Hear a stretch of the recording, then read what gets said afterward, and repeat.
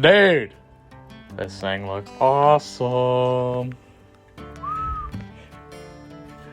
Woo. Dang, she looks. So this is where my fuel return's gonna go when I decide to run it. So I jotted down some measurements, figure out my center lines. So yeah, try to get it as close as I can.